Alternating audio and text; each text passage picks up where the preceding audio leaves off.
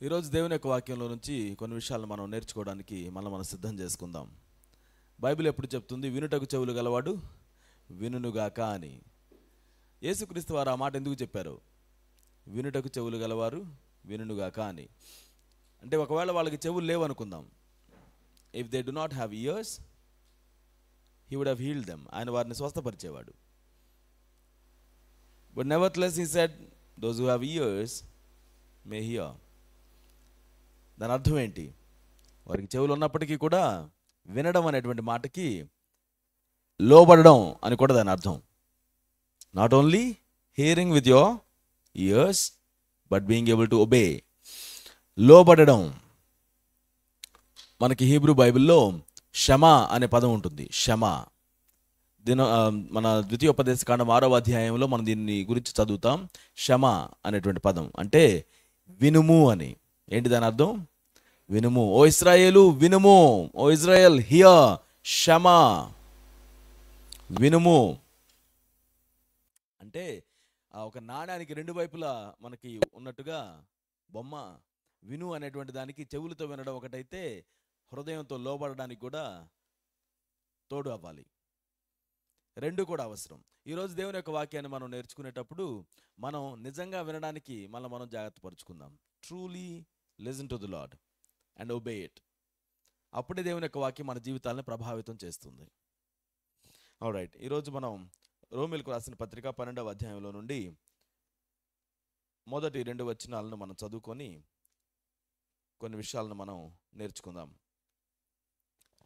రోమీయులకు రాసిన పత్రిక, అపోస్తులైన పౌలు రోమాలో ఉన్నటువంటి సంఘానికి రాసిన పత్రిక 12వ అధ్యాయం మొదటి 2 వచనాలు నేను చదువుతున్నాను. Romans chapter 12 verses 1 and 2. కాబట్టి సహోదరులారా, పరిశుద్ధమును దేవునికి అనుకూలమునైన సజీవ యాగముగా మీ శరీరములను ఆయనకు సమర్పించుకొనుడని దేవుని వాత్సల్యమును బట్టి మిమ్మును బతిమాలుకొనుచున్నాను. ఇట్టి సేవ మీకు యుక్తమైనది. మీరు ఈ లోక మర్యాదను అనుసరింపక ఉత్తమమును అనుకూలమును సంపూర్ణమునై ఉన్న దేవుని చిత్తమేదో పరీక్షించి తెలుసుకొనున్నట్లు మీ మనస్సు మారి నూతన మగుట వలన రూపాంతరము పొందుడి.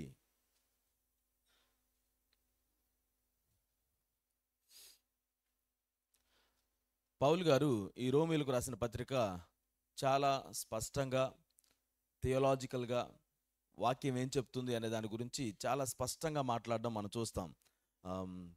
వేదాంత పండితులందరూ బాగా ఇష్టపడేటువంటి పుస్తకం అనమాట రోమీయులకు రాసిన పత్రిక.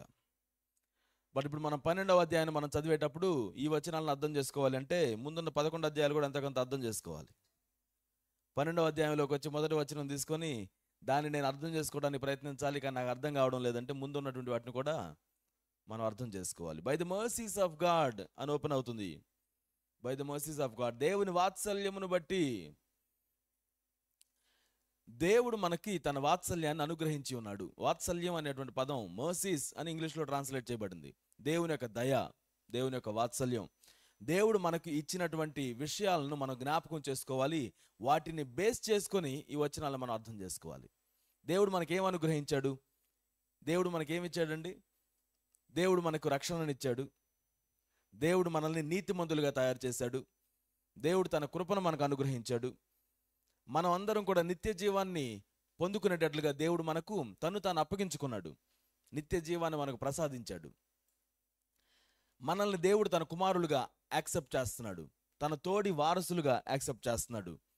మనమందరం కూడా ఆయన బిడ్డలంగా, ఆయన్ను అబ్బా తండ్రి అని పిలిచేవారిగా దేవుడు యాక్సెప్ట్ చేస్తున్నాడు. ఇవన్నీ కేవలం దేవుడు మనకిచ్చినటువంటి వరాలు. These are not some things that we have received by ourselves by doing something like good works. That becoming a child of God, being justified by faith, being holy unto the Lord, being acceptable unto the Lord, being a child unto the Lord, being a brother to Jesus Christ. These are the things that God has gifted us, God has given us by his mercy. రోమీయులకు రాసిన పత్రిక మొదటి అధ్యాయం నుంచి 11 అధ్యాయాల వరకు ఇటువంటి అనేకమైన విషయాల గురించి మాట్లాడుతుంది. దేవుడు మనకి ఏం చేశాడు అన్నటువంటి దాని గురించి, దేవుడు మనల్ని ఎలా మార్చాడు అన్న దాని గురించి, వాటన్నిటి గురించి మాట్లాడుతూ ఇప్పుడు పౌలు గారు మాట్లాడుతున్నటువంటి మాట, కాబట్టి సహోదరులారా. ఇప్పుడు ఇవన్నీ చెప్పుకున్నాం కాబట్టి ఏం చేద్దాం? పరిశుద్ధమును దేవునికి అనుకూలమునైన సజీవ యాగముగా మీ శరీరములను ఆయనకు సమర్పించుకొనుడి. దేవునికి మనల్ని యాగంగా సమర్పించుకోవాలి అని వాక్యం చెప్తుంది. ఈయన చెప్పే విధానానికి మనం కొంచెం అర్థం చేసుకుందాం. ఎవరైనా సాక్రిఫైసెస్ చేస్తున్నారనుకోండి, ఎందుకు సాక్రిఫైస్ చేస్తారు మీకు తెలిసినంత వరకు?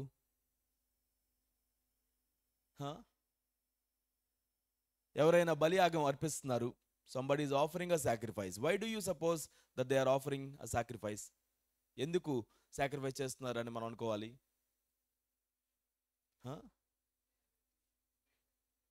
వాళ్ళు అనుకున్న కోరిక నెరవేర్చుకోవడానికి అంటున్నాడు బ్రదర్. ఎస్, వాళ్ళ పాపాలని పరిహరించుకోవడం కోసం అని అనుకోవాలి, దేవుని నుంచి క్షమాపణ కోరుకోవడం అనుకోవాలి, లేకపోతే దేవుడు మమ్మల్ని కరుణించాలి, మా పట్ల కృప చూపించాలి, మేము పాపులంగా ఉన్నాం, మా పాపాలకి పరిహారంగా మేము దీన్ని అప్పగిస్తున్నాం, ఆయనకి మాకు మధ్యలో సమాధానం ఉండాలని చెప్పేసి సాక్రిఫైస్ చేస్తున్నాం అని చెప్పేసి మనం అనుకోవాలి. కానీ ఇక్కడ పౌలు చెప్తున్నటువంటి సాక్రిఫైస్ ఏంటంటే, ఏమంటున్నాడు ఆయన? సజీవ యాగంగా మీ శరీరములను ఆయనకి సమర్పించుకున్నాడని దేవుని వాత్సల్యమును బట్టి మిమ్మల్ని బతిమాలు కొనుచున్నాను. దేవుని వాత్సల్యం మన మీద ఉంది, దేవుని కృప మనకు ఇవ్వబడింది, దేవుని మర్సీ, ఆయన దయ కనికరాన్ని మనం పొందుకొని ఉన్నాం. పొందుకొని ఉన్న తరువాత ఇప్పుడు సాక్రిఫైస్ ఇవ్వమన్నాడు ఏంటి? జనరల్గా అవి పొందుకోవడానికి కదా సాక్రిఫైస్ ఇవ్వమనేది. దేవునికి నీకు మధ్యలో సమాధానం చెడిపోయింది, మీ ఇద్దరి మధ్యలో ఆ సహవాసం కోసం ఏదైనా గిఫ్ట్లు ఇవ్వండి అన్నట్టుగా, లేకపోతే ఆయన కోపాన్ని తగ్గించడానికి మనం ఆఫరింగ్ చేద్దాం అన్నట్టుగా కదా ఆలోచించేది. ఎవరైనా ఇద్దరి మధ్యలో గొడవ ఉందనుకోండి, వాళ్ళ మధ్యలో ఆ సమాధానం చెడిపోయినప్పుడు ఆ సమాధానాన్ని మరలా కలుపుకోవడానికి ఏం చేస్తారు? ఏదో ఒకటి ఇచ్చిపుచ్చుకుంటారు. మీకు గుర్తుందా బైబిల్లో? లాబాను యాకోబు వాళ్ళ మధ్యలో అసమాధానం వచ్చినప్పుడు, ఆయన నుంచి పారిపోతున్నప్పుడు మళ్ళా కలుసుకొని వాళ్ళు గిఫ్ట్లు ఏదైనా ఇచ్చిపుచ్చుకుంటారు. నీకు నాకు మధ్యలో సమస్య ఏం లేదు అని చెప్పుకోవడానికి గుర్తుగా. కానీ ఇక్కడ దేవునికి మనకి మధ్యలో సమాధానం కుదిరిన తరువాత సాక్రిఫైస్ ఏమంటున్నాడు ఏంటి? అర్థం చేసుకుందాం. దేవుడు మనల్ని తన వారిగా యాక్సెప్ట్ చేసినటువంటి వారిగా మనం ఉన్నాం. మనం ఏదో చేయడం ద్వారా దేవుడు మనల్ని మరలా యాక్సెప్ట్ చేయడం అనేది ఏం లేదు. ఆయన కంప్లీట్గా దేవుడు మనల్ని యాక్సెప్ట్ చేసి ఉన్నాడు, అంగీకరించి ఉన్నాడు. నీవు నా కుమారుడువు, నేను నిన్ను కని ఉన్నాను, నీవు నాకు చెందినటువంటి వ్యక్తివి, నువ్వు నా ముద్రను కలిగినటువంటి వానివి, నేను నిన్ను నా రూపంలో నేను తయారు చేసుకున్నాను అని దేవుడు మనకి స్పష్టతను ఇస్తున్నాడు. ఇప్పుడు మనం దేవుడు అంగీకరించేటువంటి సాక్రిఫైస్గా మనల్ని మనమే అర్పించాలని దేవుడు కోరుకుంటున్నాడు. ఎందుకంటే ఇది ఒక పెద్ద బలి. ఇంతకుముందు వారు అర్పించేటువంటి బలులు ఎవరిని అర్పించేవాళ్ళు? పశువులను అర్పించేవాళ్ళు, గొర్రెలను, లేకపోతే కోడెలను, గొర్రెలను, పావురాలను, ఇలాంటి వాటిని అర్పణలుగా అర్పించేవాళ్ళు. కానీ ఇప్పుడు మనల్ని మనమే దేవునికి అర్పణగా అర్పించాలని చెప్పేసి దేవుడు ఆశపడుతున్నాడు. ఎలాంటి అర్పణ అది? సజీవ యాగంగా ఉండాలి. దానికి ఉన్నటువంటి క్వాలిటీస్ మనం ఇక్కడ చూస్తున్నాం. పరిశుద్ధము, దేవునికి అనుకూలంగా ఉండాలి. మనం దేవునికి ఇచ్చేటువంటి సాక్రిఫైస్ ఉండాల్సినటువంటి పొజిషన్ ఏంటది? పరిశుద్ధంగా ఉండాలి, అనుకూలంగా ఉండాలి. ఈ సాక్రిఫైస్ ఏంటిది ఇంతకీ? మనల్ని మనమే సాక్రిఫైస్కి ఇచ్చుకుంటున్నాం కదా. మనల్ని మనమే మన యొక్క శరీరాలను సాక్రిఫైస్గా ఇవ్వమని చెప్పేసి పౌలు గారు చెప్తున్నారు. శరీరాలను ఇవ్వడం అంటే అర్థం ఏంటి ఇంతకీ? దాని గురించి మాట్లాడదాం ఒక క్షణం. శరీరాలను ఇవ్వడం అంటే మామూలుగా దేవా నా గుండె నీకు ఇస్తున్నా, నా హృదయం నీకు ఇస్తున్నా, I'm offering my heart to you lord, I'm offering my love to you lord అని చెప్పేసి మనం చెప్పుకుంటాం కదా. మన శరీరాన్ని ఆఫర్ చేయడం ఏంటి? శరీరం పాపంతో కూడింది కాబట్టి శరీరాన్ని దేవునికి ఆఫర్ చేస్తున్నావా? పాపం చేయకూడదు. మనం దేవునికి శరీరాన్ని సమర్పించడం అంటే సింపుల్గా అర్థం చేసుకుంటే, నీ ప్రాణమైనా నీ ఆత్మైనా ఇవన్నీ దేనిలో ఉంటాయి? నీ శరీరంలోనేగా. నీ శరీరాన్ని నువ్వు సమర్పించినప్పుడు నీ సమస్తాన్ని సమర్పించినట్టే. దానిలో ఒక భాగాన్ని సమర్పించడం కాదు, ఇంక్లూడింగ్ యువర్ బాడీ. ఆ రోజుల్లో రోమా సామ్రాజ్యం ఉన్నటువంటి ఆ రోజుల్లో గ్రీకు తత్వవేత్తలు బాగా పెరుగుతున్నటువంటి సమయం అది. గ్రీకు తత్వవేత్తలు బాగా ఉన్నటువంటి సమయం అది. రోమా సామ్రాజ్యానికి ముందు ఉన్నటువంటి సామ్రాజ్యం గ్రీకు సామ్రాజ్యం. అక్కడ ఉన్నటువంటి తత్వవేత్తలందరికీ కూడా శరీరాన్ని దేవునికి సమర్పించడం అనేటువంటి విషయం ఎప్పటికీ అర్థం కాదు. శరీరం అనేది పాపభూయిష్టమైందని, శరీరంలో ఏ మంచి ఉండదని, దేవునికి అసలు శరీరం విషయంలో పట్టింపే ఉండదని వాళ్ళ భావన. వాళ్ళు నమ్మినటువంటి దేవుళ్ళ విషయంలోనే మాట్లాడుతున్నాం. వాళ్ళకి శరీరానికి ఎలాంటి ప్రాముఖ్యత లేదు అని చెప్పేసి వాళ్ళు నమ్ముతారు. పౌలు గారు దాన్ని గుర్తించి ఆయన మాట్లాడుతున్నటువంటి మాట ఏంటంటే, మన దేవుడు మన శరీరాన్ని బాగా పట్టించుకుంటాడని. ఆయన కొరింథీయులకు రాసిన పత్రికలో కూడా ఇదే మాట చెప్తాడు. ఏమని చెప్తాడంటే, ఇదిగో మీకు తెలీదా, మీ శరీరం దేవుని ఆలయమై ఉన్నది.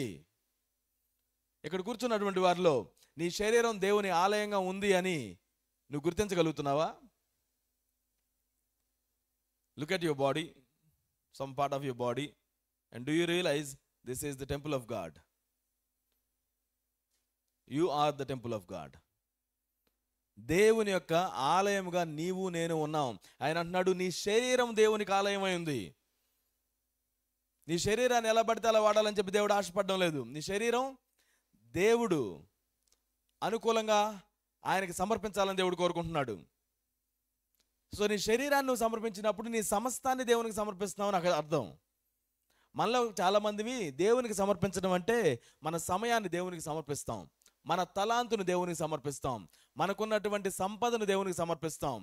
అయితే దేవుడు ఏమంటున్నాడంటే, నీ జీవితంలో ఉన్న కొంచెం భాగాలను కాదు బాబు నాకు ఇవ్వాల్సింది, నీ జీవితాన్నే నాకు అప్పగించాలి అని దేవుడు ఆశపడుతున్నాడు. He doesn't want a little part of your life to be given to the lord. He wants entire life given to him. Entire yourself offered to the Lord.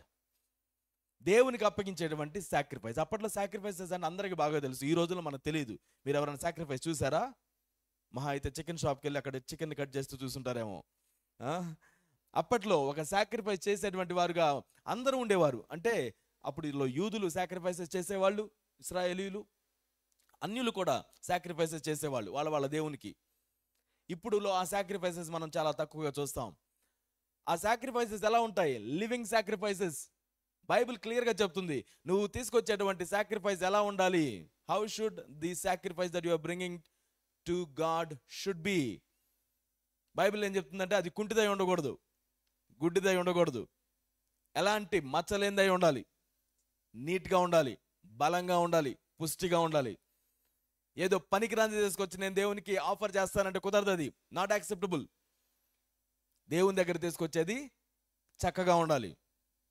ఆ విషయం వాళ్ళందరికీ బాగా తెలుసు. పౌలు గారు ఇప్పుడు మనతో ఏం చెప్తున్నారంటే, నిన్ను నువ్వు దేవునికి సమర్పించుకునేటప్పుడు నువ్వు కూడా పరిశుద్ధంగా ఉండాలి ఒకటి. రెండవది దేవునికి అనుకూలంగా ఉండాలి.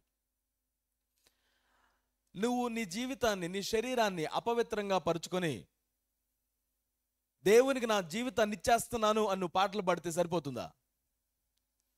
అర్పిస్తున్నాను యేసయ్యా అని కేకలేస్తూ పాటలు పాడితే, నన్ను నీకు సమర్పించుకుంటున్నానయ్యా అని కేకలేస్తే, నీ శరీరాన్ని అపవిత్రపరుచుకొని, నీ ఆలోచనలు అపవిత్రపరుచుకొని, దేవుడు యాక్సెప్ట్ చేసే విధంగా ఆయనకు అనుకూలముగా నిన్ను నువ్వు ఉంచుకోకుండా, జాగ్రత్తగా చేసుకోకుండా, దేవునికి నిన్ను నువ్వు అప్పగించుకోవడంలో ఉద్దేశం ఏంటి? ఎట్లాంటి సాక్రిఫైస్ దేవునికి అప్పగిస్తున్నావు? నిన్ను నువ్వు దేవునికి అలా అప్పగించుకుంటున్నావు. ఈరోజు మనం జాగ్రత్త పడదాం. ఆయన సన్నిధిలోనికి మనం వచ్చినప్పుడు మనల్ని మనం పరిశుద్ధులంగా అంగీకరించే వారిగా ఉన్నామా నువ్వు? నేను ఒక ప్రశ్న అడుగుతాను, మీలో ఎంతమంది పరిశుద్ధులుగా ఉన్నారు ఈ రోజున ఇక్కడ?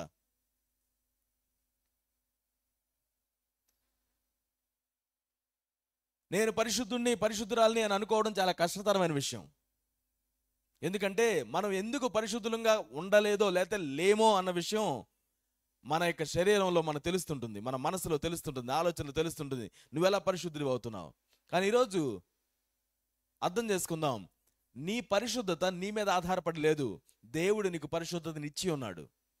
నువ్వు దాని జ్ఞాపకం చేసుకోవాలి. నిన్ను నువ్వుగా పరిశుద్ధుడిగా మార్చుకోవడం అనేటువంటిది జరగదు. కనుక దేవుడే వచ్చి నా పరిశుద్ధతను నీకు ఇస్తున్నానని చెప్తున్నాడు. నీవు దాన్ని తీసుకునే వ్యక్తిగా ఉండాలి. లేదు ప్రభువా నేను పరిశుద్ధంగానే జీవిస్తానని నువ్వు ప్రయత్నిస్తావా? బాగానే జీవించవచ్చు. నేను ఒకసారి సువార్త పరిచర్య చేస్తూ గృహ దర్శనాలు చేస్తున్నప్పుడు ఒక ఇంట్లోనికి వెళ్ళి మాట్లాడుతున్నాం. అక్కడ ఉన్నటువంటి యవనస్తులు అంటాడు, బ్రదర్, నేను చాలా మంచిగా జీవిస్తున్నాను, దానికి చాలా కష్టపడుతున్నాను, నేను చూసే వాటిలో జాగ్రత్తగా ఉంటాను, నేను తినే వాటిలో జాగ్రత్తగా ఉంటాను, నేను ఎవరిని ఎలా ఆలోచిస్తున్నానో జాగ్రత్త పడతాను, ఎల్లప్పుడూ నేను చక్కగా జీవించాలని ప్రయాసపడుతున్నాను, నేను ఉంటున్నాను కూడా అలాగా. నాకు దేవుడు ఎందుకు? నాకు దేవుడు ఎందుకు కావాలి? నేను చక్కగా ఉంటున్నాను కదా, నాకు తెలిసి నేనేం తప్పు చేయట్లేదు. చాలా కాన్ఫిడెంట్గా చెప్తున్నాడు young man. He must have been doing that. But then నేను అన్నాను, దేవుని పరిశుద్ధతతో పోల్చుకుంటే మన పరిశుద్ధత ఎప్పటికీ కూడా సరిపోల్చడానికి వీలు లేదు. నువ్వు మహా అయితే 99% బాగుంటావేమో, పర్వాలేదు, కానీ దేవునికి 100% కావాలి. దేవుని సన్నిధికి 100% కావాలి. అది నీ వలన అవుతుందా చేయడం? డీప్ ఇన్ సైడ్ మనందరికీ తెలుసు, you cannot be 100%. That is where God comes down and say, నేను నువ్వు ఎంత పర్సెంటేజ్లో ఉన్నావు నాకు అనవసరం, నేను 100%లో నేను నిలబెడతాను అని చెప్తున్నాడు. ఆయన మనల్ని తీసుకొని పరిశుద్ధులుగా మారుస్తున్నాను. మనలో 99% పరిశుద్ధులుగా ఉన్నటువంటి వాళ్ళు ఉన్నా, 9% పరిశుద్ధులుగా వాటిగా ఉన్నా, దేవుడు మనల్ని అందరినీ తీసుకొని ఆ 100% పరిశుద్ధులుగా ఉండేటట్టుగా దేవుడు మనల్ని నిలబెడుతున్నాడు. ఇది విశ్వాసం ద్వారా మనం నమ్మాల్సిన వారిగా ఉన్నాం. ఆయన మనకిచ్చినటువంటిది అది. ఆయన మూలముగా విశ్వాసమును బట్టి మనం నీతిమంతులుగా తీర్చబడుతున్నాం. విశ్వాసము ద్వారా పరిశుద్ధులుగా తీర్చబడుతున్నాం. దేవుడు చేసినటువంటి కార్యం ఇది. నిన్ను బట్టి నువ్వు నమ్ముకుంటే ఎప్పటికీ కూడా నేను పరిశుద్ధుని అని నమ్మలేం మనం. దేవుడు చేసే కార్యం అది. కాబట్టి దేవునికి మనల్ని మనం అప్పగించుకునేటప్పుడు ఇది అనుదినం జరిగేటువంటి విషయం. కానీ ఎలా మనం అప్పగించుకోవాలి? దేవుడు చేసిన కార్యాన్ని బట్టి మనల్ని మనం అప్పగించుకోవాలి. ప్రభువా, మీరు నన్ను పరిశుద్ధుడిగా చేశారు, అదే పరిశుద్ధతలో నేను ముందు కొనసాగుతాను, నేను పరిశుద్ధుణ్ణి అనే స్పష్టత మనం గుర్తించగలగాలి. నేను పరిశుద్ధుడిగా మారాలి అని ప్రయత్నం చేయడం కాదు. ఎలా ఉంటుంది అది? ఎవరన్నా బాగా హై పిచ్ పాట పాడమంటే ఎలా ఉంటుంది? బాగా గట్టిగా పాడడానికి ప్రయత్నించి గొంతు కాస్త పోగొట్టుకుంటూ ఉంటాం చూడండి. ఎందుకని? అక్కడెక్కడో ఉంది అది, దాన్ని రీచ్ అవ్వడానికి ట్రై చేస్తున్నాం. నేను పరిశుద్ధుడిగా మారాలి అని ప్రయత్నం చేస్తున్నాం. That is very hard to become a holy person. But God says you should not reach out to it. I made you holy, you are here. నువ్వు మరలా నేను పరిశుద్ధతలోనికి వెళ్ళాలి కాదు, నువ్వు పరిశుద్ధుడిగా నేను నిన్ను చేశాను. నువ్వు ఎక్కడ ఉన్నావు, నేను తీసుకొచ్చి అక్కడ నిలబెట్టాను. నీ పాట ఏంటో తెలుసా? ఇక్కడనే ఉండడం, ఇలానే కొనసాగడం. You understand the difference? అర్థమవుతుందా? You are not striving to be holy like everybody else. You are holy, you are just trying to stay holy. This a difference. నువ్వు ఎప్పటికీ కూడా పరిశుద్ధుడిగా మారలేనటువంటి స్థానంలో నుంచి నిన్ను పరిశుద్ధునిగా దేవుడు చేశాడు. ఇప్పుడు పరిశుద్ధుడిగా జీవించడం విషయంలో నువ్వు జాగ్రత్త కలిగి ఉండాలి అని దేవుడు కోరుకుంటున్నాడు. ఈరోజు మనం దేవునికి మనం అప్పగించుకునే ముందు, అర్పించుకునేటప్పుడు నేను పరిశుద్ధుణ్ణి అన్న విషయం నీకు అర్థం కావాలి. నీ పరిస్థితిని బట్టి కాదు, నీ ప్రవర్తనను బట్టి కాదు. నీ పరిశుద్ధత దేని మీద ఆధారపడి ఉంది? దేవుడిచ్చినటువంటి పరిశుద్ధత మీద ఆధారపడి ఉంది. దేవునికి అనుకూలముగా ఉండాలి. దేవునికి మనం అప్పగించుకునేటప్పుడు నేను దేవునికి అనుకూలముగా ఉన్నానా, అనుకూలంగా ఉన్నానా?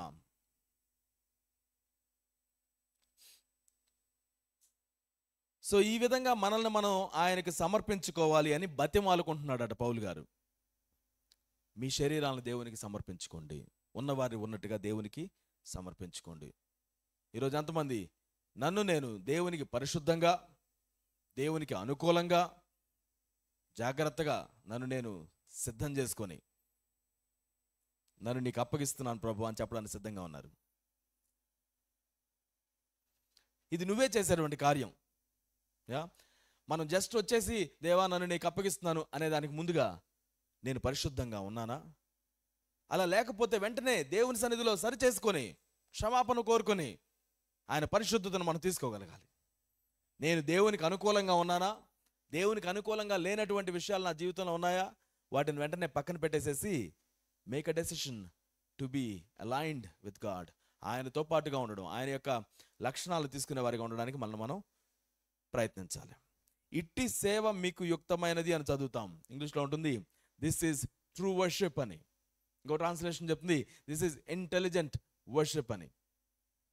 ఈ విధంగా నిన్ను నీవు దేవునికి సమర్పించుకోవడం, నిన్ను నీవు సంపూర్తిగా సమర్పించుకోవడం అనేటువంటిది ప్రాముఖ్యమైనటువంటి ఆరాధనగా మనం చూస్తున్నాం. వెరీ వెల్, దాని గురించి ఇంకా మనం రాబోయే రోజుల్లో ఎక్కువగా మాట్లాడుకుందాం. 2వ వచనం దగ్గరికి వెళదాం. మీరు ఈ లోక మర్యాదను అనుసరింపక. ఏం అనుసరించొద్దని చెప్తుందండి వాక్యం? ఈ లోక మర్యాదను అనుసరింపక. లోక మర్యాద అంటే ఏం చెప్తుంది? లోక మర్యాద అంటే ఏంటో? There is a translation, J.B. Phillips does that. I love it. I want to read it out to you. It says, with eyes wide open to the mercies of God, I beg you, my brothers, as an act of intelligent worship, to give him your bodies as a living sacrifice, consecrated to him and acceptable by him.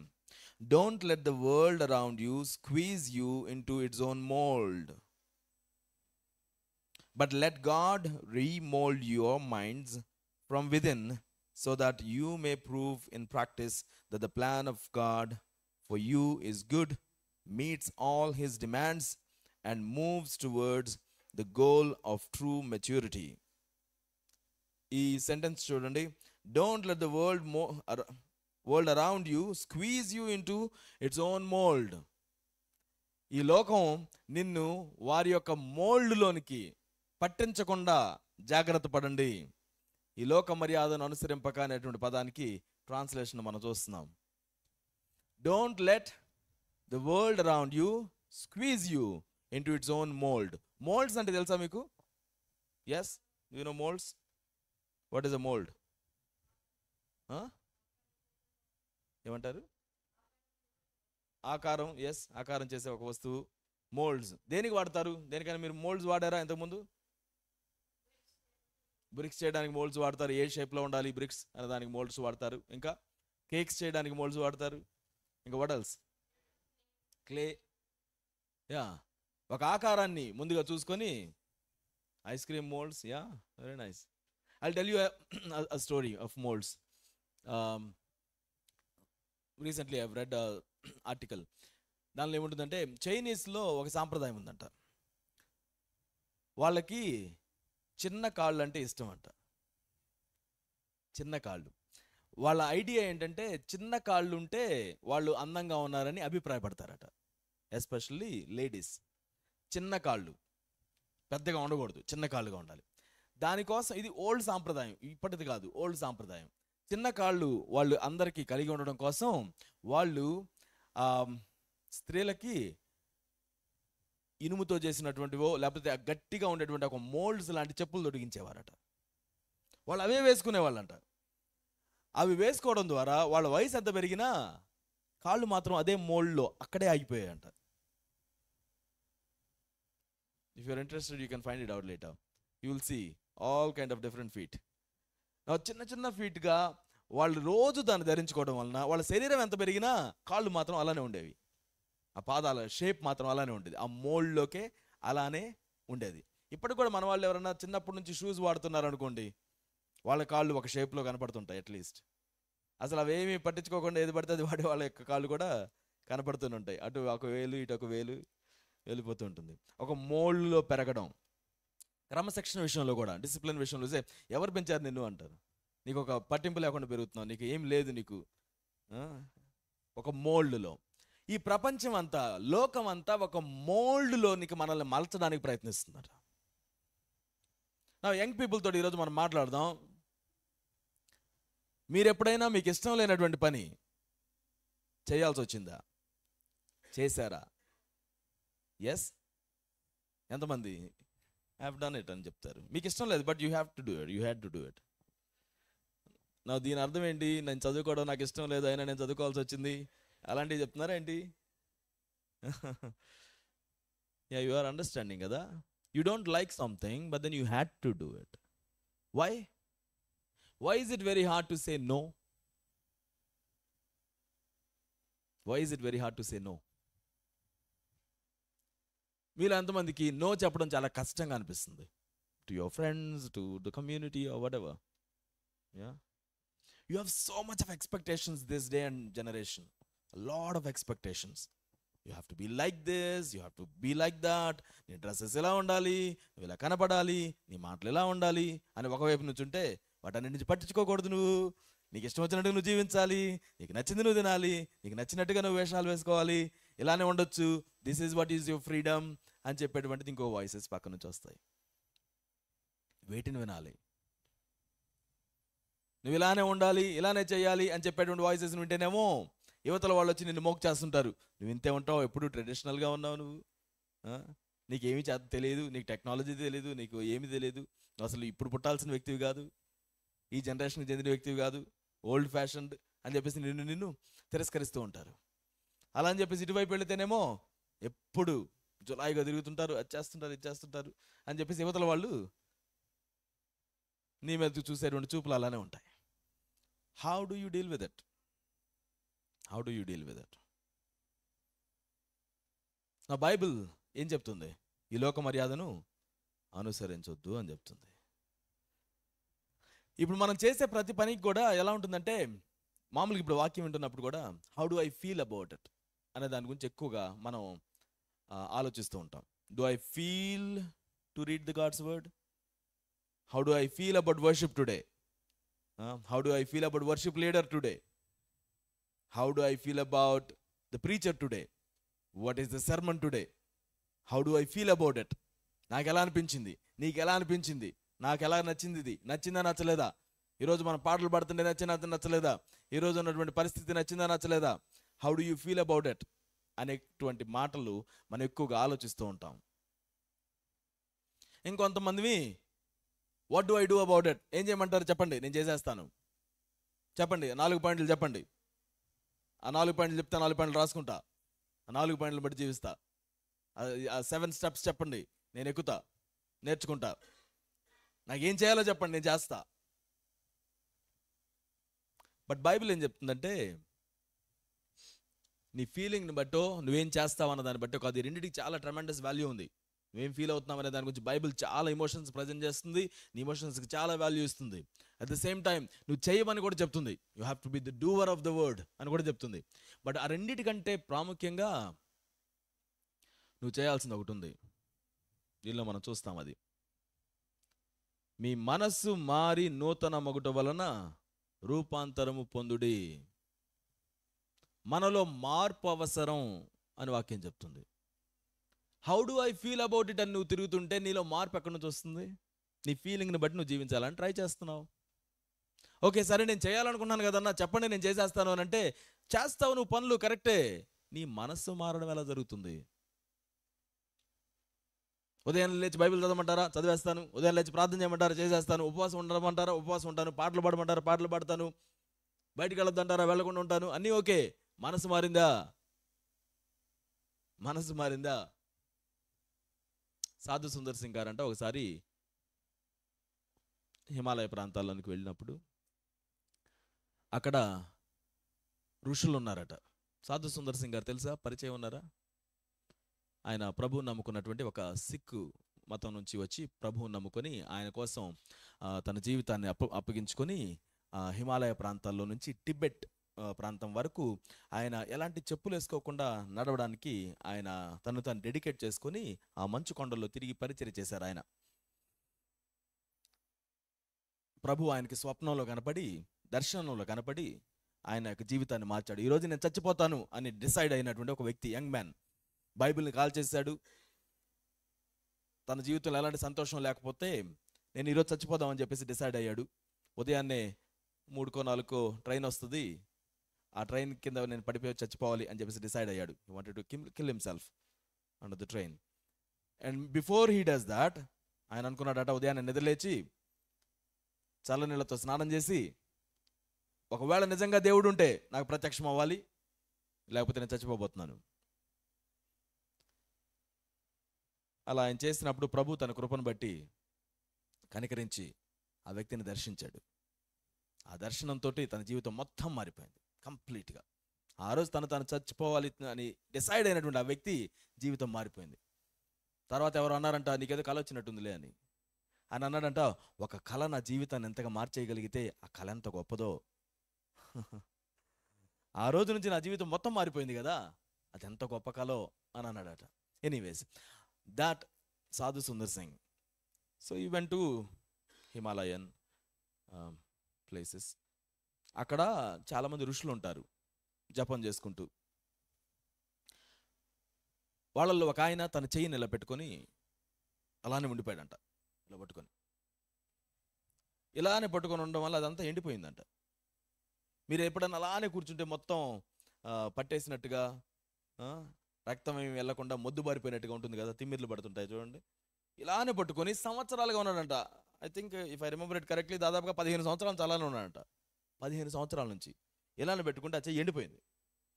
ఈయన వెళ్ళి, అయ్యా ఏంటి నీ చెయ్యిని ఎందుకు ఇలా ఎండబెట్టుకుంటున్నావు, ఏంటి problem అని అంటే, ఆయన అంటాడంట, ఈ చెయ్యి చాలా తప్పు చేసిందండి, అందుకే దీనికి పనిష్మెంట్ ఇస్తున్నా. ఈ చెయ్యి చాలా ఘోరమైన పనులు చేసింది, ఎంతమందిని కొట్టింది, ఎంతమందిని చంపింది, ఏదేదో చేసింది. ఈ చెయ్యిని నేను పనిష్ చేస్తున్నాను. ఈయన అన్నాడంట, అయ్యా ఆ చెయ్యి మీ శరీరంలో భాగం, మీ చెయ్యిని కాదు మీరు ఎండబెట్టాల్సింది. అది మీ చెయ్యి తప్పు కాదండి, అది మీ మనసు తప్పు, మీ లోపల ఉన్న తప్పు అది అని అంటే, మీకు తెలియదండి నా చెయ్యి తప్పు చేసింది. నీ చెయ్యి తప్పు చేసింది కరెక్టేనండి, కానీ ఆ చెయ్యి చేయమని చెప్పింది మాత్రం నీ మనసు, కొంచెం మాట వినండి అంటే, మీకు చెప్తున్నాను కదండి నా చెయ్యి చాలా తప్పు చేసిందని. లేదండి అది కాదు, మీరు తప్పు చేశారు, మీ చెయ్యి కాదు అని అంటే, ఇప్పుడు నాకు అన్ని ఎందుకు గుర్తు చేస్తున్నా, మళ్ళా నా చెయ్యి తప్పు చేసింది, నా చెయ్యి నేను ఎండబడతా, 15 సంవత్సరాల నుంచి ఎండబడుతున్నా, దానికి తగిన శాస్త్రం నేను చేస్తున్నా. I'm giving my punishment to my hand, this should be punished, ఇది ఇలానే ఉండిపోవాలి. ఈయన అది కాదండి సార్, ప్రాబ్లం అది కాదండి అని అంటే ఈయన కోపం వస్తుంది. ఈయన పక్క కదలకుండా, అది కాదు సార్ సమస్య, మీరే సమస్య అని చెప్తుంటే ఈయనకి బాగా కోపం వచ్చి, ఆ కోపంలో ఇంకో చేయి తీసి పట్టేయమని కొట్టాడంట. ఎన్నిసార్లు చెప్తుంటే నా ముందు ఏం చేస్తాం, నేనేదో ఇంటిని అన్నిటిని వదిలేసి ఎడకొచ్చి కూర్చొని ఏదో ప్రశాంతంగా కూర్చొని ధ్యాన ముద్రలో ఉంటే 15 సంవత్సరాల నుంచి ఇప్పుడు వచ్చి నన్ను కోపం తెప్పించావు నువ్వు. ఆయన కొట్టారు కానీ ఈ చెయ్యి కూడా ఎండబెట్టుకోండి అని వెళ్ళిపోయాడంట. ఏం చేశాడు? ఎక్కడి నుంచి వచ్చింది ఆ కోపం? లోపల నుంచి వచ్చింది. ఒక చెయ్యి ఎండబెట్టాడు, మరి ఇంకో చెయ్యిని ఏం చేయాలి ఇప్పుడు? ఆ చెయ్యి కొట్టింది కదా.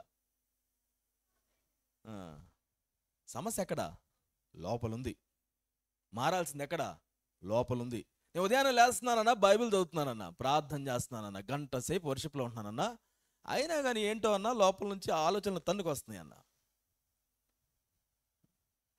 నేను ఇవన్నీ బాగానే చేస్తున్నానన్నా, కానీ ఎందుకో బయటికి వెళ్ళగానే ఏదేదో అయిపోతుందన్న. మరలా వెనక్కి వచ్చి క్షమాపణ కోరుకుంటున్నానన్న, కానీ ఇంకోసారి బయటికి వెళ్తే మళ్ళీ అయిపోద్దన్న. నాకు తెలుసు అన్న.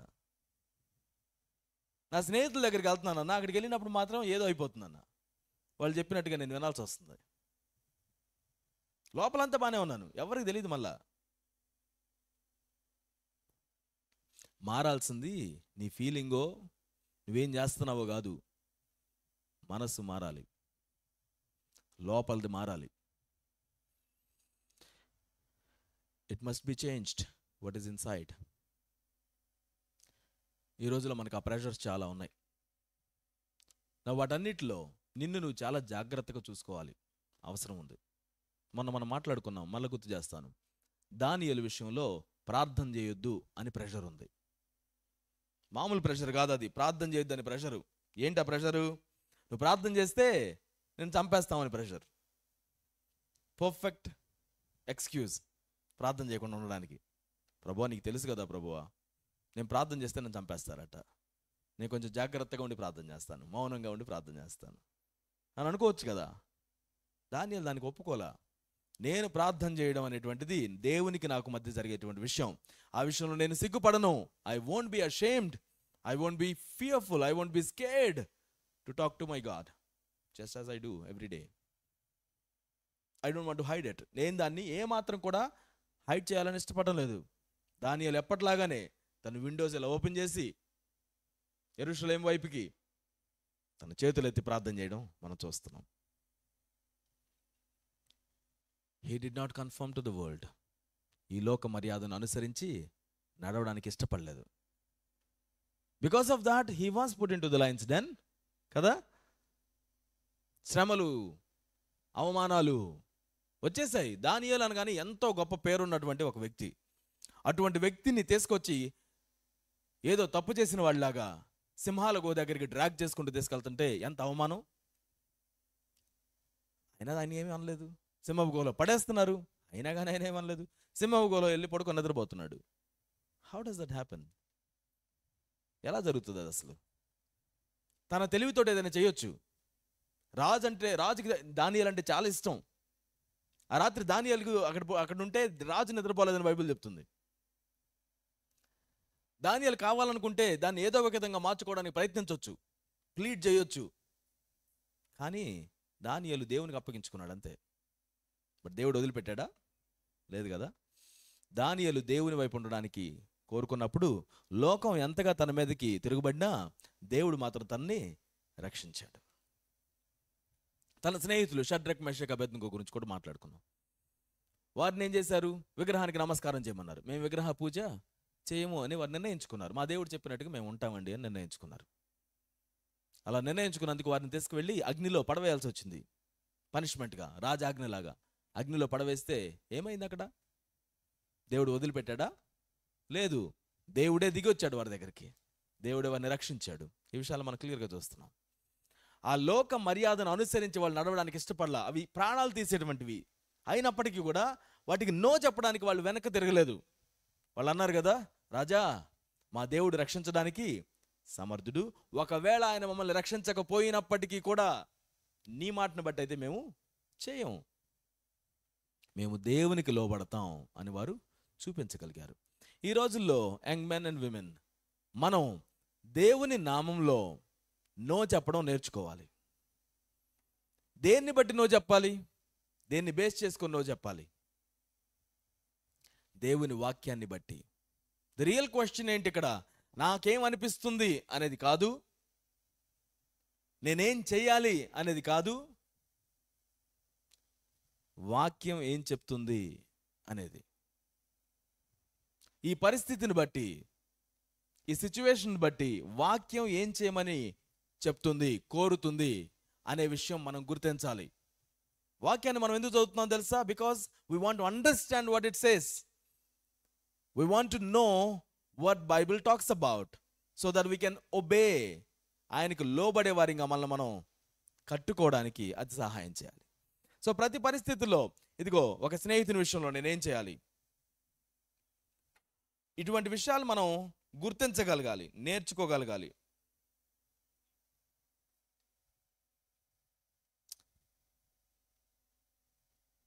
ఈ రోజుల్లో మీరు ఎదుర్కొంటున్నటువంటి ప్రశ్న ఏంటి? మీరు ఎదుర్కొంటున్నటువంటి సమస్య ఏంటి? ఎటువంటి వాటి విషయంలో మీకు ఇష్టం లేకపోయినా మీరు చేయాల్సి వస్తుంది? ఎటువంటి విషయాల్లో మీరు మరలా నో చెప్పలేక లోపల ఒకటి ఉన్నా బయటికి మాత్రం చేసుకుంటూ వెళ్ళాల్సి వస్తుంది?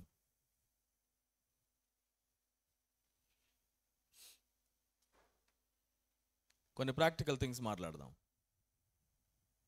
ఈ రోజులో కొన్ని బాగా వైరల్ అయిపోయే వీడియోస్ ఉంటాయి. మీ స్నేహితులతో పాటుగా మీరు కూడా చేయాలని పిలుపునిస్తారు. అది నువ్వు డ్యాన్స్ చేస్తావో, ఏదైనా డైలాగ్కి చెప్తావో, డంషర్ ఆర్ట్స్ లాగా ఇంకేదైనా చేస్తావో, ఇంకేదైనా చేయమంటారో, ఆ వైరల్ దానిలో నేను కూడా భాగంగా ఉండాలి. ఎందుకని? నీ స్నేహితులు కోరుకున్నారు కాబట్టి. నువ్వు అది చేయకపోతే వాళ్ళు ఫీల్ అవుతారు, నీ స్నేహం చెడిపోద్దని భయం. ఏం చేయాలి? అది అల్లరితో కూడినటువంటి ఆటపాట నీకు తెలుసు. అది దేవునికి ఆమోదయోగ్యం కాదని ఆయన అంగీకరించడం నీకు తెలుసు. When you know that it is not acceptable, when you know that it is not holy, still you have a pressure to do that because of the relationship that you have with your friends. What do you do? ఏం చేస్తారు అప్పుడు మీరు? What do you do? How do you solve that? ఈ మధ్యలో group చీటింగ్లు కూడా వచ్చాయి. ఒక online test జరుగుతుంది. మీ స్నేహితులందరికీ ఆన్సర్లు తెలుసు, ఆన్సర్లు నీ దగ్గరికి కూడా వస్తాయి. నువ్వు వాటిని చూసి ఆ టెస్ట్ చేయాలా, చూడకుండా చేయాలా? చీట్ చేసి పాస్ అవ్వాలా, మంచి మార్కులు తెచ్చుకోవాలా, చీట్ చేయకుండా ఉండాలా? What do you do as a Christian? క్రీస్తుని వెంబడించేవానిగా నువ్వేం చేయాలి? So how do you deal with it? అదే యూ హ్యావ్ అ ప్రెషర్. వాడికి ఇస్తుంటాడు, నువ్వేమో తీసుకొని అంటావు, ఎలా కుదురుతుంది?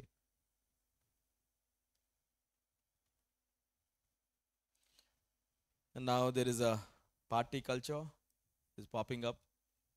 జీవితంలో ఏం జరిగినా పార్టీ చేసుకుందాం అంటారు. ఆ పార్టీల్లో ఈ మధ్య కాలంలో బాగా డ్రగ్స్ తోటి, మాదక ద్రవ్యాలతోటి, వీటితో నింపబడి ఉన్నాయి. దేవుణ్ణి ఎరిగినటువంటి వ్యక్తిగా what do you do? How do you say no to it? నిన్ను నువ్వు వీటి నుంచి ఎలా ప్రొటెక్ట్ చేసుకుంటావు? ఇంకొకటి క్యాన్సిల్ కల్చర్ అనేది ఉంది ఒకటి. అదేంటో తెలుసా? మీ ఫ్రెండ్ సర్కిల్ ఎవరికైనా ఇష్టం లేనటువంటి వాళ్ళని బ్లాక్ చేసేసేయడం, కావాలని వాళ్ళ మీదకి ప్రెషర్ తీసుకురావడం. నీతో నాకు సంబంధం లేదు, నీకు వీళ్ళకి మధ్యలో ఏం జరగల, మళ్ళా నీ స్నేహితుల్లో ఎవరికి ఏదో జరిగింది, now you are forced in to it. You have to unfriend them, you have to block them, you should not go with them, you should not talk to them no matter what అని చెప్పేసి నీ మీదకి pressure వస్తుంది. What do you do? How do you deal with it? మనం ఎక్కువగా ఆలోచించాం కానీ ఇవన్నీ జరుగుతూనే ఉన్నాయి మన చుట్టూ.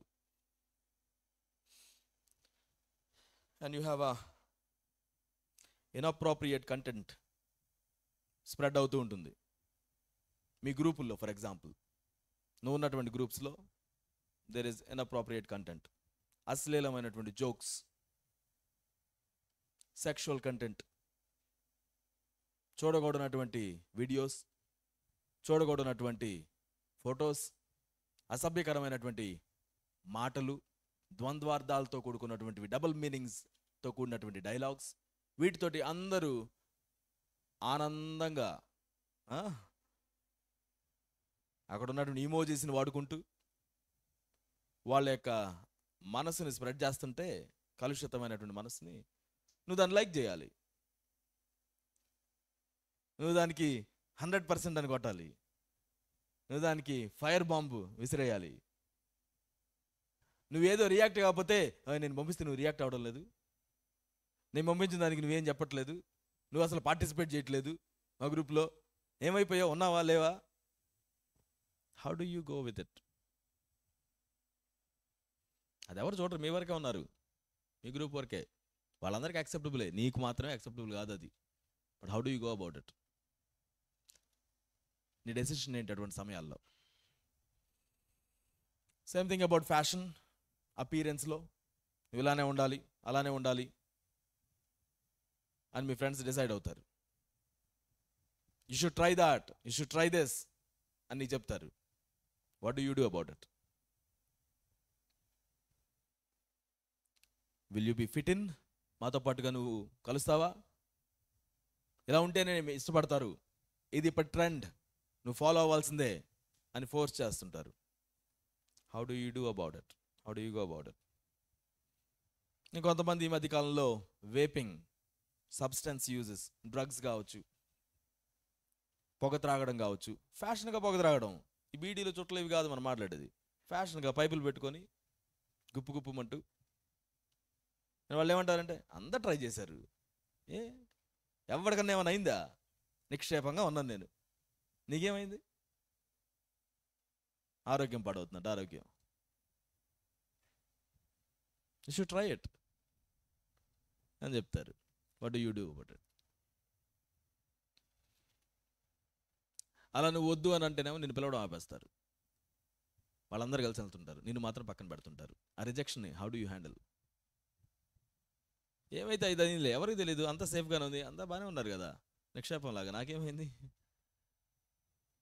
బైబిల్లో ఎక్కడ పొగ త్రాగొద్దని లేదుగా, పైపెచ్చి మళ్ళీ ఇది ఒకటి ఉంది. What is the problem with it?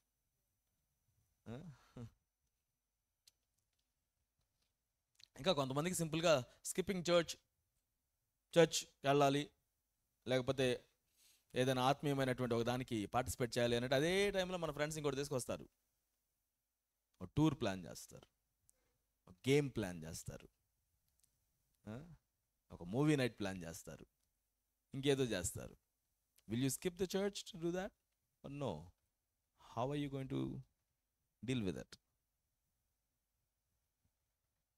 మీకు ఎప్పుడు ఇలాంటి ఏం జరగలేదా? అన్ని కొత్తగా ఉన్నట్టున్నాయి కదా. These are some things that you face every day in your life, every day. How do you deal with that? And one more thing, lying to parents, teachers, partners.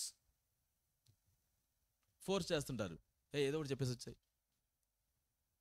అక్కడికి వెళ్తామని చెప్పేసి వచ్చాయి, వాళ్ళ ఇంటికి వెళ్తామని చెప్పేసి వచ్చాయి, ఈ నైట్ ఎక్కడ ఉంటున్నానని చెప్పేసి వచ్చాయి.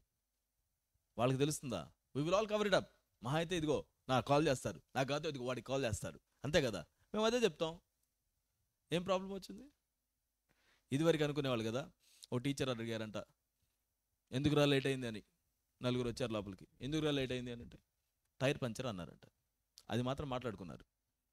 అందరు తలా పేపర్ ఇచ్చి ఏ టైర్ పంచర్ రాయండిరా అంటే నలుగురు 4 టైర్లు రాశారంట.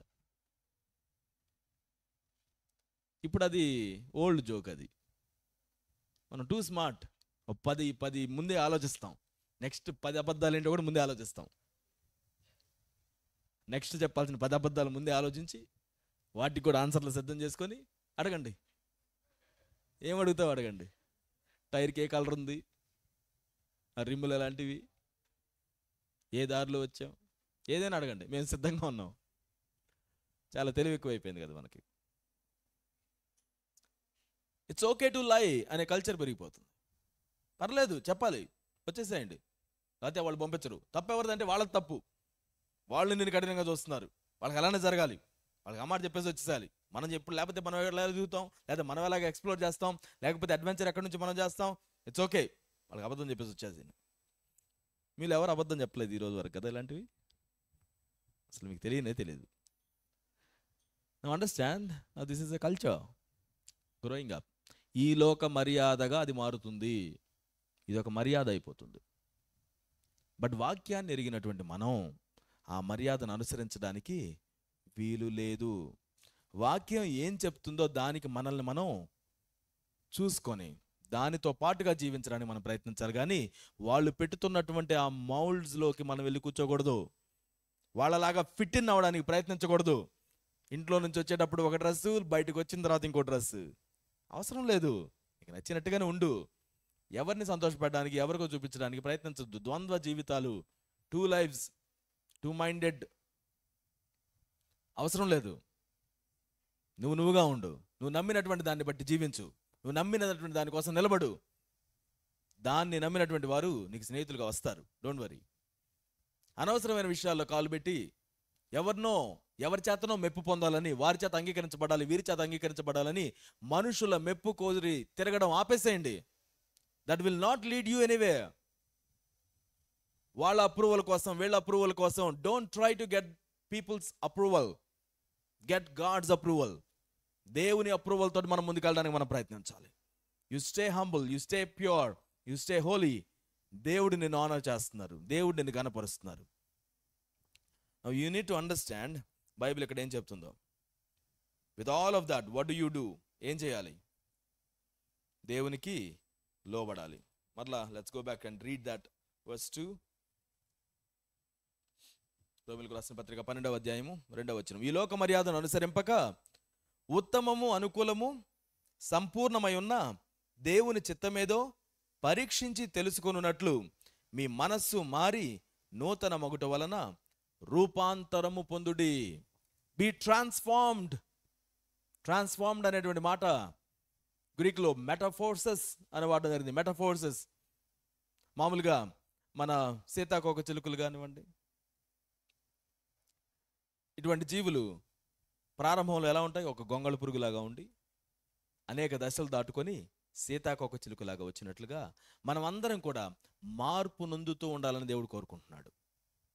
ముందు దశ కంటే ఈ దశ ఇంకొంచెం లైట్గా, ఇంకొంచెం బెటర్గా, ఇంకొంచెం లైట్గా, ఇంకొంచెం బెటర్గా, ఇంకొంచెం లైట్గా, ఇంకొంచెం బెటర్గా అండ్ బ్యూటిఫుల్గా.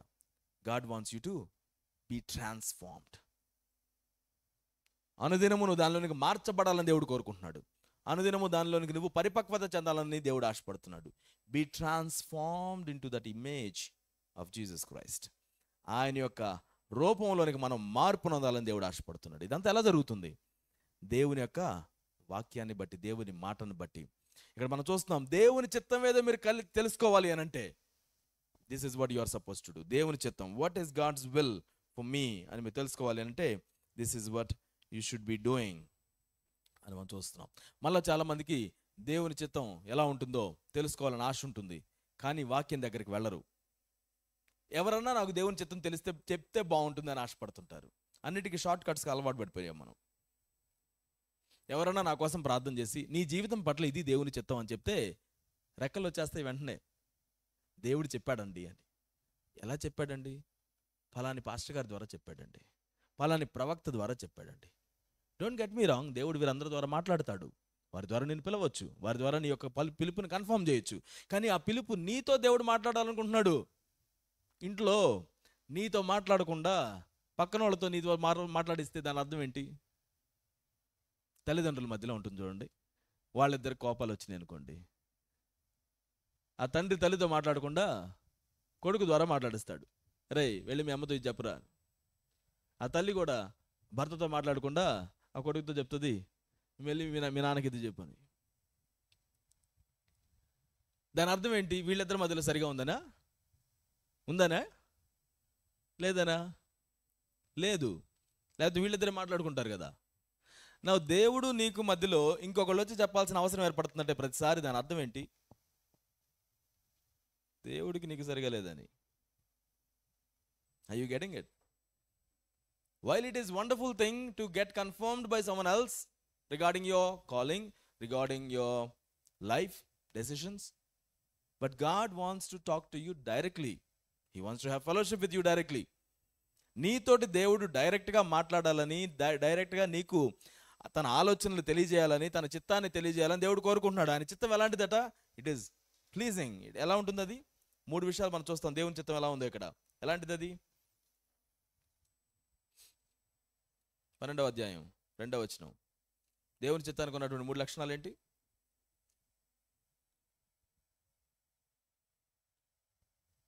ఉత్తమము, అనుకూలము, సంపూర్ణము. In verse 2 we read 3 characteristics of the will of God. ఉత్తమము, అనుకూలము, సంపూర్ణము. అంత మంచి దేవుని చిత్తం నువ్వు తెలుసుకోవాలని దేవుడు ఆశపడుతున్నాడు. ఆ చిత్తం ఏదో పరీక్షించి తెలుసుకోవాలి అని అంటే నీ మనసు మారాలి అని ఇక్కడ మన వాక్యంలో చదువుతున్నాం. నీ మనసు మారకుండా ఎవరో వచ్చి నువ్వు ఇలా జీవించాలని దేవుడు కోరుకున్నాడని చెప్తే నువ్వు అలా జీవించవు. నీ మనసు మార్చుకోకుండా దేవుడు నిన్ను గొప్పగా వాడుకోవాలంటే దేవుడు నిన్ను వాడుకోడు, నీ మనసు మారకపోతే.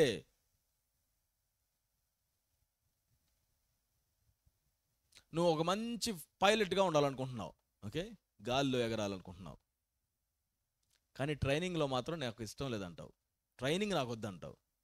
కుదురుతుందా?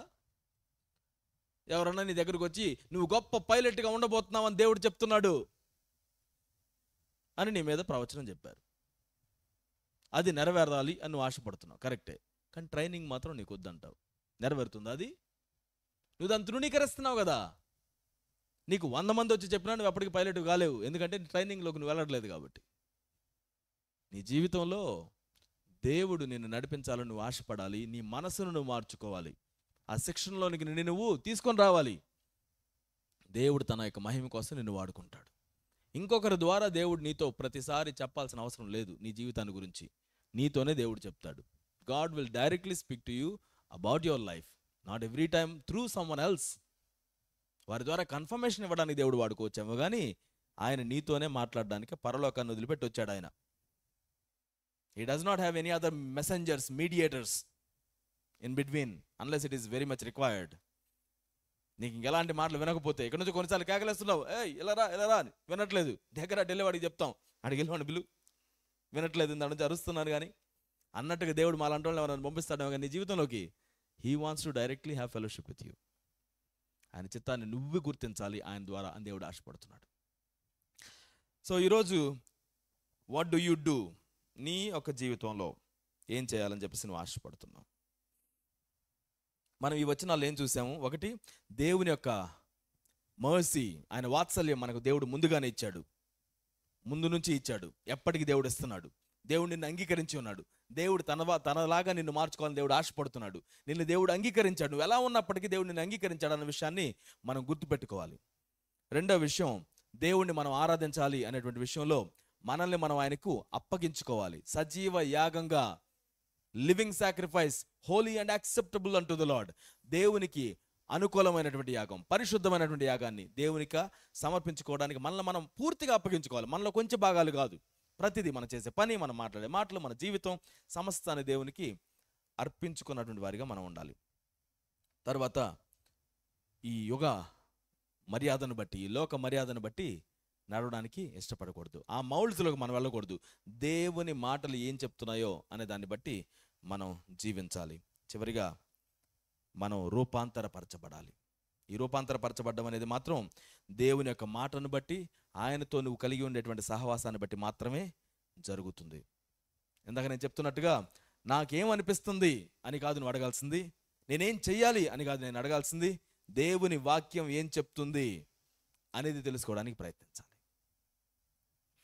సో ఈరోజు నీ జీవితంలో దేవుని వాక్యం ఏం చెప్తుందో తెలిసినప్పటికీ, దేవుని చిత్తం ఏంటో తెలిసినప్పటికీ నువ్వు దానికి లోబడుతున్నావా, లోబడట్లేదా? తెలుసుకోవడం ఒక స్ట్రగుల్ అయితే, తెలుసుకున్న తర్వాత చేయడం రియల్ స్ట్రగుల్. దేవుడు వద్దు అని చెప్పిన తర్వాత దాన్ని చేయకుండా ఉండడం రియల్ స్ట్రగుల్. దేవుడు చెయ్యండి అని చెప్పిన తర్వాత చేయకుండా ఉండడం అదే రియల్ స్ట్రగుల్ అవుతుంది. ఈ యుగం ఏం చెప్తున్నా, నీ స్నేహితులు ఏం చెప్తున్నా, నీ కల్చర్ ఏం చెప్తున్నా, ఏదేమైనప్పటికీ దేవునికి అనుకూలమైనటువంటి వారిగా, దేవుడు చెప్పినటువంటి మాటకు లోబడి జీవించడానికి నిన్ను నువ్వు తీర్మానం చేసుకో. దేవుడు ఖచ్చితంగా నిన్ను అభివృద్ధి చేస్తాడు. మిగతా వాళ్ళందరి జీవితాల్లోనికి నీ ద్వారా వారి జీవితాలను బాగు చేస్తాడు దేవుడు. వారు సరైన నిర్ణయాలు చేయడానికి నీ జీవితాన్ని దేవుడు వాడుకుంటాడు. సో ఎప్పుడు కూడా don't try to fit in. దేవుడు నిన్ను ఆల్రెడీ యాక్సెప్ట్ చేసి ఉన్నాడు. వాళ్ళు నన్ను ఏమనుకుంటారు, వీళ్ళు నన్ను ఏమనుకుంటారు అన్నట్టుగా నిన్ను నువ్వు దూరం చేసుకోకు. దేవుని యొక్క సహవాసాన్ని కోరుకో. ఏదైనా దేవునికి వ్యతిరేకంగా చేస్తే దేవుని సహవాసం నన్ను దూరం చేసేస్తుంది, దేవునితో నా సహవాసం తెగిపోతుంది అనే విషయమే నిన్ను బలీయంగా ఆపగలగాలి. The thought of breaking the beautiful fellowship with the Lord should stop you from sinning, should stop you, get you away from anything that is away from the word of the Lord, that is against the word of the Lord. దేవుని వాక్యానికి వ్యతిరేకంగా ఉన్న ప్రతి దాని నుంచి నిన్ను ఆపడానికి దేవుని యొక్క సహవాసం నిన్ను మోల్డ్ చేయాలి. ఆ రోజు యోసేపు పాపం చేయడానికి ప్రేరేపించబడినప్పుడు ఆయన గుర్తొచ్చింది ఏంటంటే, నా దేవునికి వ్యతిరేకంగా నేను ఎలా చేస్తాను ఇది. The thought about the fellowship with the lord. ఆయనకు వ్యతిరేకంగా చేస్తున్నానా, ఆయనకు అనుకూలంగా జీవిస్తున్నానా, ఇదే థాట్ తోటి మనం ముందుకు వెళ్ళాలి. కానీ నేను ఎలా దీని నుంచి తప్పించుకోవాలి అన్నట్టుగా మనం ఆరాటపడాల్సిన అవసరం లేదు. దేవునికి ఆమోదయోగ్యమైన జీవితాన్ని నేను జీవించాలి. The pressure is real, peer pressure is very real. నీ స్నేహితులతోటి, నీకున్నటువంటి టీమ్స్ తోటి నీకున్న ప్రెషర్ ఖచ్చితంగా ఉంటుంది. అది ఏమైనప్పటికీ దేవుని మాటకు లోబడి నేను జీవిస్తాను అని నువ్వు తీర్మానం చేసుకోగలిగితే, ఆయన మాటను బట్టి నడిచేవాడు స్థిరంగా ఉంటాడు. వాడి అడుగులు జారకుండా కాపాడబడతాయి. దేవుడు నిన్ను ఎప్పుడు కూడా హెచ్చించుతూనే ఉంటాడు ఈ విషయాల్లో. డియర్ ఫ్రెండ్స్, గుర్తుపెట్టుకోండి, మన జీవితంలో దేవుని వాక్యం మీద ఆధారపడదాం. No matter what happens in your life, అది నువ్వు చేయగలిగితే నువ్వే మాత్రం కూడా సిగ్గుపడాల్సినటువంటి పరిస్థితిలోనికి రాకుండా దేవుడు ముందుకు నిన్ను తీసుకుని వెళతాడు. ఈరోజు మనం ప్రార్థన చేద్దాం. నన్ను రూపాంతరపరచండి ప్రభువా, నన్ను మార్పు నొందించండి అయ్యా. ఈరోజు నువ్వు ఒక గొంగళ పురుగులాగా ఉన్నావేమో, ఒక లార్వా దశలో ఉన్నావేమో, ఒక ప్యూపా దశలో ఉన్నావేమో, ఇట్ డజంట్ మ్యాటర్. దేవుడు నిన్ను బటర్ఫ్లైగా మార్చాలని ఆశపడుతున్నాడు. మనం ఎటువంటి పరిస్థితుల్లో ఉన్నా, ఎటువంటి వారిమిగా మనం ఉన్నా, దేవుడు మనల్ని క్రీస్తు వలె మార్చాలని ఆశపడుతున్నాడు. ఈరోజు మనం ప్రార్థన చేద్దాం. దేవా, నన్ను నేను నీకు సమర్పించుకుంటున్నాను. అయితే పరిశుద్ధమైనటువంటి వానిగా, నీకు అనుకూలమైనటువంటి సాక్రిఫైస్గా నన్ను నేను నీకు సమర్పించుకుంటున్నాను. What are some things that you are saying no but you are unable to say no? ఈ లోపల నువ్వు కాదు, ఇది చేయను, ఇది కూడదు అని తెలుసు కూడా అలానే చేయాల్సినటువంటి పరిస్థితులు, ప్రెషర్లలో ఉన్నావా? ఈరోజు స్ట్రాంగ్ డెసిషన్ తీసుకో దేవుని సన్నిధిలో. దేవుడు నిన్ను అటువంటి డెసిషన్స్లోంచి బయటికి తీసుకొని వస్తాడు. He will help you out. మరలా దారిలోనికి వెళ్లకుండా, ఒక పంది బురదలోనికి మరలా తిరిగి వెళ్ళేటట్టుగా మనం వెళ్లకుండా జాగ్రత్త పడటానికి దేవుడు సహాయం చేస్తాడు. ఎందుకంటే మనల్ని దేవుడు మార్చేస్తున్నాడు. మన లోపల ఉన్నటువంటి మనసునే మారుస్తున్నాడు. అంతరంగమందు మార్పు నొందినటువంటి వారిగా మనం దేవుని సన్నిధిలో ఉందాం. నువ్వేంటో ఆయనకు తెలుసు. అయినా నా కుమారుడా, నా కుమార్తె అని ఆయన పిలుస్తున్నాడు. ఆ తప్పిపోయిన కుమారుడు ఎంతో దుర్గంధంతో, బ్యాడ్ స్మెల్ తోటి, తిండి లేకుండా చిక్కిపోయినటువంటి వారిగా పరిగెత్తుకుంటూ వస్తుంటే తండ్రి అయినటువంటి ఆ తండ్రి ఆ కుమారుడిని చూసి అసహించుకోలేదు. జడ్జిమెంటల్గా ఉండాలని ఇష్టపడలేదు. పరిగెత్తుకుంటూ వెళ్ళి కౌగిలించుకొని ముద్దు పెట్టుకున్నాడు. వాడెంత అసహ్యంగా ఉన్నా, తనకు వ్యతిరేకంగా ఏం చేసినా ఆయన వెళ్ళి కౌగిలించుకొని ముద్దు పెట్టుకొని, నా కుమారుడు తిరిగి వచ్చాడు, నా కుమారుడు మరణించి తిరిగి బ్రతికాడు అని విందు జరుపుకుంటున్నాడు ఆయన. నీవు ఏ విధంగా ఉన్నప్పటికీ కూడా దేవుడు నిన్ను దూరంగా ఉంచాలని కోరుకోవడం లేదు. ఆయన నిన్ను హత్తుకోవాలని, ముద్దు పెట్టుకోవాలని, కౌగిలించుకోవాలని, నా కుమారుడు, నా కుమార్తె తిరిగి వచ్చారు, నేను వీరందు ఆనందిస్తున్నాను అని చెప్పేటువంటి తండ్రిగా ఆయన ఉన్నాడు. ఆయనకి మళ్ళీ మనం అప్పగించుకుందాం ఈ రోజున. దేవా, నీ మాటను బట్టి నేను జీవిస్తానయ్యా, నన్ను నేను నీకు అప్పగించుకుంటున్నాను. నీకు నువ్వుగా దేవునికి సమర్పించుకో. Go ahead and offer yourself to the Lord. He is there ready, stretching forth his hands, and he wants to embrace you. He wants to kiss you and say, you are my beloved and I'm well pleased with you.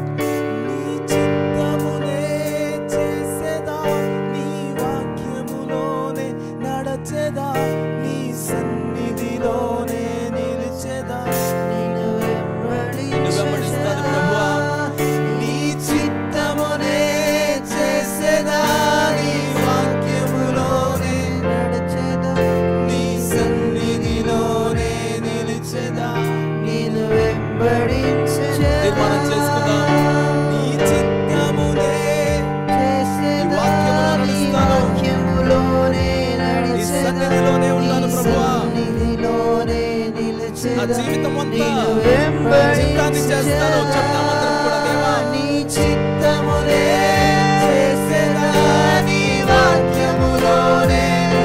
అది ఎలాంటి pressure వచ్చినప్పటికీ కూడా మాటలు బట్టి నేను నిలుస్తాను. నిన్ను వెంబడించెదా.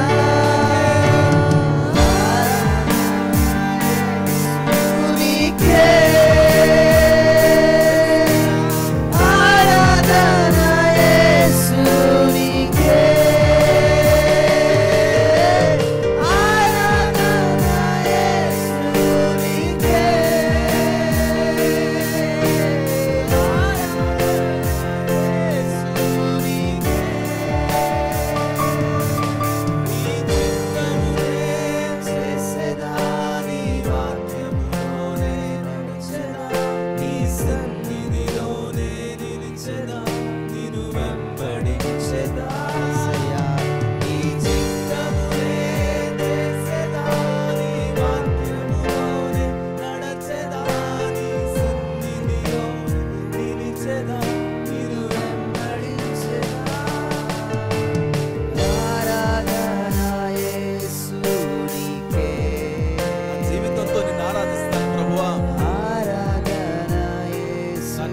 నిన్ను ఆరాధిస్తానయ్యా.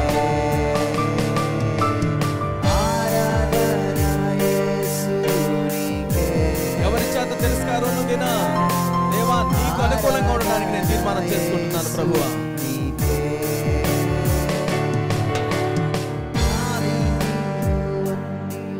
నీ అద్భుత మాటకు లోబడుచు